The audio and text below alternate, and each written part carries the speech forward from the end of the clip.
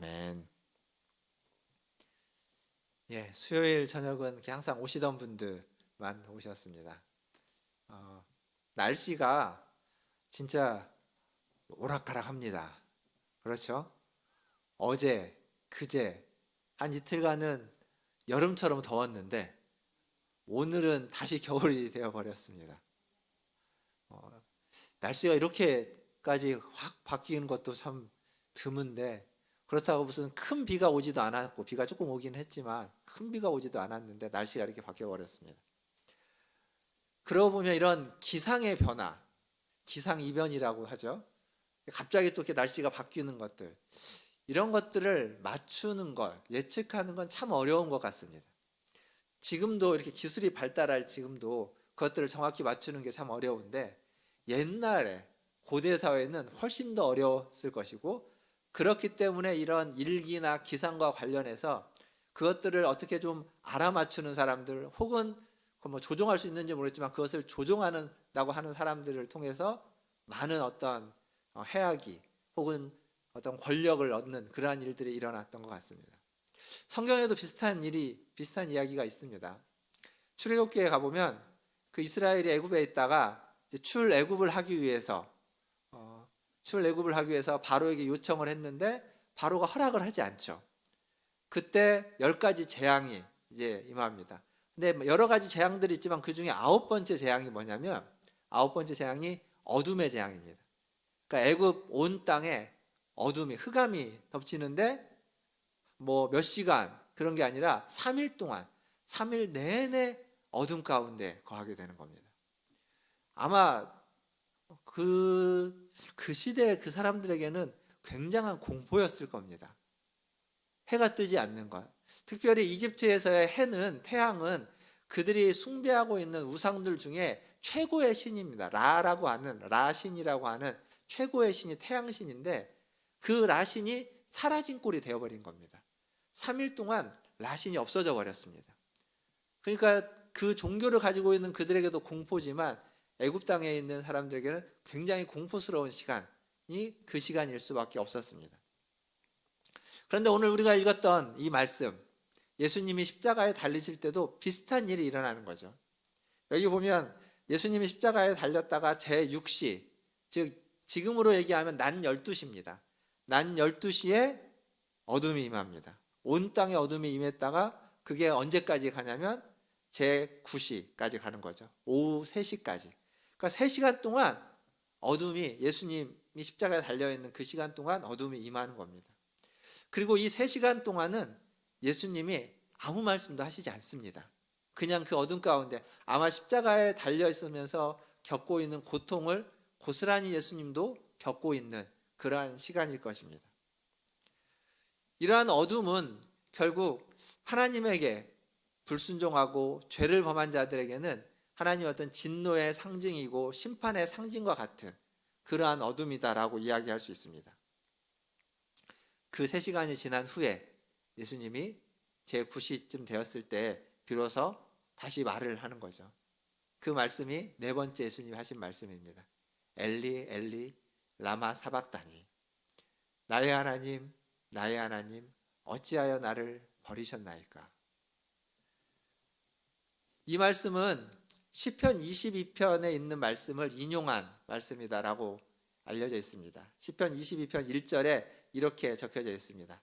내 하나님이여 내 하나님이여 어찌 나를 버리셨나이까. 어찌 나를 멀리하여 돕지 아니하시오며 내 신음소리를 듣지 아니하시나이까. 그러니까 지금 십자가에 달려있는 그 순간에 지금 주님은 하나님이 자기를 돕지 않고 하나님이 자기의 신음소리를 듣지 않고 있다라고 느끼고 있는 겁니다. 사실 십자가에 달리는 그 과정을 생각해 보면 그 자기를 환호하고 자기에게 박수치고 자기를 따랐던 그 수많은 무리들, 그리고 제자들, 물론 끝까지 자기를 쫓고 있는 여자의 무리들이 있지만 많은 다수의 무리들로부터 버림받은 예수님입니다. 그런데 이제 십자가상에서 하나님께로부터도 버림받고 있는, 신음소리도 듣지 않으시고 도와주지도 아니하시고 어찌하여 나를 버리셨습니까? 하는 그러한 상황에 처해 있는 겁니다.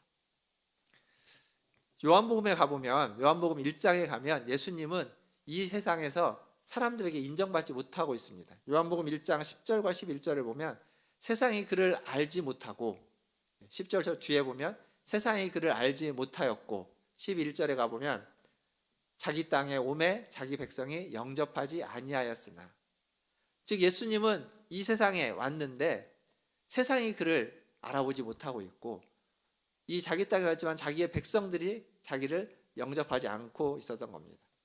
그러니까 백성이 예수님을 영접하지 않았습니다. 그런데 그것보다 더 큰 문제는 하나님 아버지가 자기에게 등을 돌렸다라는 겁니다. 예수님은요, 요한복음에서 계속 반복해서 이야기하는 것, 나와 아버지는 하나다 라고 하면서 자기와 아버지가 얼마나 친밀한 교제 가운데 있는지를 아주 반복해서 요한복음에서 강조해 주고 있습니다. 요한복음이 아닌 다른 복음서에도 마태복음 3장 17절에 가보면 예수님이 요단강에서 세례를 받고 올라왔을 때 하늘로부터 소리가 있는데 뭐라고 있냐면, 이는 내 사랑하는 아들이요 내 기뻐하는 자라. 그러니까 하나님과 이러한 관계를 맺고 있는 겁니다. 뿐만 아니라 마태복음 17장 5절에 가보면 변화산에서 이제 제자들과 함께 올라갔을 때, 그때 구름이 가득하다가 그 구름 속에서 하나님이 또 말씀을 하시는 거죠. 뭐라고 말하냐면, 이는 내 사랑하는 아들이요 내 기뻐하는 자니 너희는 그의 말을 들으라. 그러니까 지금 하나님과 예수님의 관계는 이렇게 내 사랑하는 자요 내 기뻐하는 자라 라고 하는 아주 돈독한 관계였습니다. 아주 친밀했던 관계였습니다. 그런데 십자가에 달리는 순간, 십자가에 달린 지금 친밀한 아들이 아니라, 친밀한 관계가 아니라 이제 등 돌린 관계가 되는 겁니다. 깨어진 관계. 십자가에 달리는 그 순간 하나님의 아들로서 달렸다기보다는 세상 죄를 지고 가는 어린 양으로서 십자가에 달린 주님은 이제 하나님께로부터 고개가 돌려지고 등이 돌려지고 매정하게 버림받은 그러한 상황에 놓여져 있다는 겁니다. 다르게 말하면 하나님이 사랑하는 독생자를 버리셨습니다. 사랑하는 자기의 하나뿐인 아들을 하나님이 버리셨습니다. 이 얘기는 왜 하나님이 그 아들을 버리셨을까라는 질문으로 이어져야만 합니다. 도대체 하나님과 예수님과의 관계가 얼마나 친밀하고 얼마나 하나된 관계인데 도대체 무엇 때문에 버렸을까? 우리가 잘 아는 것처럼 그건 우리의 죄 때문인 거죠. 그러니까 하나님이 독생자인 그리스도를 버릴 수밖에 없을 정도로 이 인간 가운데 있는, 이 세상 가운데 있는 죄는 무서운 거였다는 겁니다. 그만큼 끔찍하고 그만큼 무섭고 그만큼 중하고 그만큼 우리가 반드시 해결해야만 하는 그러한 죄였다라는 것을 말해주고 있습니다. 그러니까 죄인인 우리가 죄인으로서 살아간다고 한다면 하나님 앞에서 우리는 설 자리가 있을 수 없는 겁니다. 우리가 가지고 있는 그 죄라는 것이 그만큼 무겁기 때문에. 그러니까 예수님은 백성들이 자기를 거절하고 백성들이 자기를 영접하지 않고 백성들이 자기에게 손가락질하고 비방하고 조롱하고 침뱉는 건 다 참을 수 있습니다. 그건 다 별것 아닌 겁니다. 그러나 하나님 아버지가 자기에게 등을 돌리고 자기를 모른다 하고 자기가 부르짖고 또 부르짖지만 자기를 버리게 되는 이 상황만큼은 너무도 끔찍했던 겁니다. 그래서 지난 주일날 제가 설교했던 설교를 기억해 보시면 하나님 앞에 기도하는 거죠. 겟세마네에서 기도하는 겁니다. 아버지여, 할 수만 있으면 이 잔을 내게서 옮기시옵소서. 왜냐하면 그 순간을 알기 때문에 거기에 달리면 하나님으로부터 버림받을 거라는 걸 그는 직감적으로 알기 때문에 할 수만 있으면 이 잔을 내게서 옮겨달라고 요청했던 것입니다. 사랑하는 성도 여러분, 아무리 나쁜 사람들, 아무리 살인자고 아무리 악행을 저지른 사람이라 할지라도, 그래서 교도소에 있어도 그의 어머니는 그 아들을, 그 자녀를 기다립니다. 아무리 그 사람이 나빠도 그의 어머니는 그를 기다립니다. 그리고 어머니에게만큼은 그 아들은 소중한 아들이고 그 자녀는 소중한 자녀일 겁니다. 그게 부모의 마음입니다. 모두가 다 외면을 해도, 모두가 다 등을 돌려도, 모두가 다 손가락질을 해도 어머니는 외면하지 않고 등 돌리지 않고 손가락질하지 않고 언제나 손 벌려, 두 팔 벌려 돌아오기를, 두 팔 벌려 얼굴 보고 싶기를 원하고 바라는 것이 어머니의 마음입니다. 그게 하나님의 마음 아니겠습니까? 하나님의 마음도 그와 같을 것입니다. 그러나 하나님은 그러한 마음이 있지만 죄가 너무 무섭고 죄가 너무 크고 죄가 너무 중하기에 그 문제를 해결하지 않고는 아무것도 할 수 없기에 눈물을 머금고 독생자인 예수 그리스도를 십자가에 달리게끔 할 수밖에 없었습니다. 죄액 삭승 사망이라고 하는 이 말씀 그대로 그 대가를 독생자가 지불하게끔, 지불할 수밖에 없게끔 하셨습니다. 근데 아이러니하게도 이 하나님의 매정하고 이 하나님의 등돌림이 사실은 우리를 향한 하나님의 사랑의 표현이고 사랑의 증표가 되는 겁니다. 왜냐하면 예수님이 하나님으로부터 버림받은 건 죄인인 우리를 하나님이 다시 자기 백성 삼기 위한 하나님의 전략이고 하나님의 행위였기 때문에 그렇습니다. 요한일서 4장 10절에 가면 이런 말씀이 있습니다. 사랑은 여기 있으니 우리가 하나님을 사랑한 것이 아니요 하나님이 우리를 사랑하사 우리 죄를 속하기 위하여 화목제물로 그 아들을 보내셨음이라. 화목제물로 보내셨다. 제물입니다. 제물. 성전에서 가서 잡아서 피를 흘리고 각을 뜨고 포를 떠서 불태워서 하나님께 드리는 제물로 독생자를 보내셨다라고 이야기하는 겁니다. 그 죄를 속하기 위해서 우리를 사랑하시기 때문에. 또한 로마서 5장 8절에 가보면 이런 말씀이 있습니다. 우리가 아직 죄인 되었을 때 그리스도께서 우리를 위하여 죽으심으로 하나님께서 우리에 대한 자기의 사랑을 확증하셨느니라. 우리가 죄인 되었을 때입니다. 우리가 알지 못할 때입니다. 그러나 그때 이미 하나님이 우리를 위해서 그리스도를 죽게 하셨습니다. 그리스도가 피를 흘리게 해주셨습니다. 그 피로 우리에 대한 하나님의 사랑을 확인시켜 주셨다라고 이야기하고 있습니다. 예수님의 십자가는 죄에 대한 무서운 심판과 형벌을 이야기하는 것이지만 동시에 그 십자가는 화해와 화목, 구원을 말해주는 것이기도 합니다. 그래서 십자가는 죄로 말미암은 하나님의 무서움과 하나님의 공의를 보여주지만 그 십자가는 하나님의 백성들을 다시 불러 모으는 하나님의 가장 귀한, 가장 헌신적인 사랑을 말해주기도 하는 겁니다. 그래서 십자가에서 공의와 사랑이 두 가지가 다 만족되었다라고 말하는 거죠. 전에도 제가 한번 이야기를 한 듯한데 그 성경 공부 교재 중에 예수님 짤이라는 교재가 있습니다. 그 교재에 보면 많은 이야기들이 있는데 거기에 어떤 예화가 있냐면 한 임금이 어떤 명령을 내립니다. 그 명령을 내렸는데 그 명령을 누가 어기냐면 자기의 어머니가 그 명령을 어기게 됩니다. 근데 그 임금은 아주 공의로운 사람으로 알려져 있고 그래서 어느 누구도 예외 없이 잘못을 저질렀을 때 응당 그에 합당한 벌을 내려야만 하는 그러한 왕으로 알려져 있습니다. 그렇게 해왔고요. 그런데 그 임금은 또 어떤 임금으로 알려져 있냐면 그 누구보다도 세상의 어느 누구보다도 효자로 알려져 있습니다. 지금 이 상황에서 어떻게 해야 될까요? 효자인 그 임금이 어머니를 용서해 줘야 될까요? 그러면 그의 공의는 다 물거품이 되어버리는 겁니다.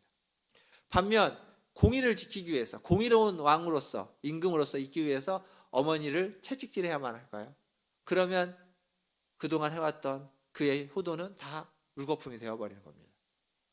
이 상황에서 여러분이라면 어떻게 하겠습니까? 그 임금은 어머니에게 채찍질을 언도합니다. 그리고 임금이 앉았던 그 자리에서 임금의 옷을 벗고 내려와서 어머니를 등 뒤에서 안고 직접 그 채찍질을 다 맞았던 겁니다. 그렇게 함으로써 공의도 만족하고 그리고 어머니에 대한 사랑과 효도도 만족시키는 이야기. 그게 지금 이 십자가에서 있었던 이야기인 겁니다. 하나님의 공의로움, 죄에 대해서 간과치 않고 그 죄를 책망하고 심판하고 죄의 삭슨 사망이라는 그 사망으로 죄의 대가를 묻는 것을 만족시키지만 죄 지은 사람 직접 그들이 직접 그 대가를 치르면 어느 누구도 하나님의 백성으로 하나님의 자녀가 될 수 없기에 우리를 대신해서 그리스도를 가장 사랑하는 독생자를 보내서 그 일을 죄의 삭슬, 죄의 대가를 지불하게 한 것입니다. 그렇게 함으로써 구원의 문을 활짝 열어둔 것이죠. 엘리 엘리 라마 사박단이라고 하는 나의 하나님 나의 하나님 어찌하여 나를 버리셨습니까? 라고 하는 이 말씀은 하나님께 버림받은, 예수님 입장에서는 하나님께 버림받은 것 같은 끔찍한 순간에 대한 고백이고 표현이지만 우리에게 있어서 그 말은 우리를 어디까지 사랑하고 있는지, 얼마만큼 우리를 귀하게 여기고 사랑하고 있는지 그 사랑의 고백의 다른 표현일 뿐입니다. 예수님 십자가에 달려 죽으실 때 있었던 일 중에 한 가지 또 일은 예수님 십자가에 달려 죽자 성전에 있는 휘장이 위에서부터 아래로 갈라져서 찢어졌던 일이 있습니다. 휘장은 성소와 지성소를 나누는 커튼입니다. 아주 두꺼운 커튼. 사람의 손으로 절대 찢을 수 없는. 근데 그 휘장이 아래에서 위로 찢어진 것이 아니라 예수님의 운명하는 순간 위에서부터 아래로 찢어졌습니다. 찢어진 게 중요한 게 아니라 그 찢어진 것이 뭘 의미하는 거냐면 그 휘장이 찢어짐으로 성소와 지성소의 구분이 사라져 버렸습니다. 그래서 누구든지 원함이 있다면 다 하나님이 계시는 곳, 그 지성소, 하나님의 보좌 앞까지 어느 누구나 나아갈 수 있는 길을 그리스도의 육체가 십자가에 달려 죽음으로 열어놓으셨다는 겁니다. 그 말씀을 히브리서가 그렇게 이야기하고 있습니다. 히브리서 10장 19절과 20절에 보면 이렇게 이야기하고 있습니다. 그러므로 형제들아 우리가 예수의 피를 힘입어 성소에 들어갈 담력을 얻었나니 그 길은 우리를 위하여 휘장 가운데로 열어놓으신 새로운 살 길이요 휘장은 곧 그의 육체니라. 그의 육체로 이 길을 열어놓은 겁니다. 그의 육체를 찢어서 휘장을 찢어버렸고 그 나눠져 있던 그 길이 이제는 열려졌습니다. 그 길로 우리는 언제든지 우리의 필요에 따라 하나님 앞에 나아가서 하나님의 은혜를 받을 수 있고 하나님의 은혜를 누릴 수 있고 하나님의 은혜를 경험할 수 있게 되는 겁니다. 오늘 아침 새벽에도 또 오셔서 또 말씀을 듣고 기도를 했기에 오늘 저녁은 좀 더 짧게 말씀을 마무리할까 합니다. 십자가상에서 예수님이 네 번째 하신 말씀, 이 말씀은 이렇게 시작하죠. 엘리 엘리. 그걸 번역하면 나의 하나님 나의 하나님입니다. 생각해 보십시오. 그 순간은 버림받은 순간입니다. 그 순간은 그가 느끼기에 버려졌습니다. 등을 돌렸습니다. 그 전에는 분명히 나의 하나님이었고 나의 아버지였지만 그러나 그 순간은 나를 모른다 하는, 나를 버리고 나로부터 떠나가 내가 아무리 부르고 불러도 뒤돌아보지 않는 그러한 하나님이 되어버렸습니다. 그럼에도 불구하고 예수님은 여전히 하나님을 나의 하나님으로 부르고 있다는 사실입니다. 절망적이고 극한에 처해 있고 이제 소망이 없고 그냥 모든 것이 다 끝났다고 하는 그 순간에도 예수님은 하나님을 여전히 신뢰하고 있고 여전히 의지하고 있고 여전히 붙잡고 있다는 겁니다. 나의 하나님이라고 부르면서. 사랑하는 성도 여러분, 여러분은 어떻습니까? 우리는 어떤가요? 살다가 조금만 어려워도, 조금만 힘들어도 믿음이 약해지지 않습니까?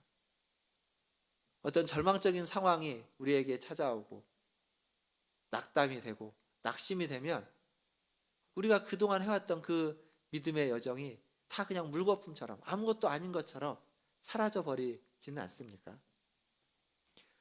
고난과 시련 속에서도 정말 힘들고 어렵고 아프고 죽을 것 같지만 그 상황에서도 여전히 나의 하나님이라고 부르면서 하나님을 의지하고 하나님을 붙잡고 계십니까?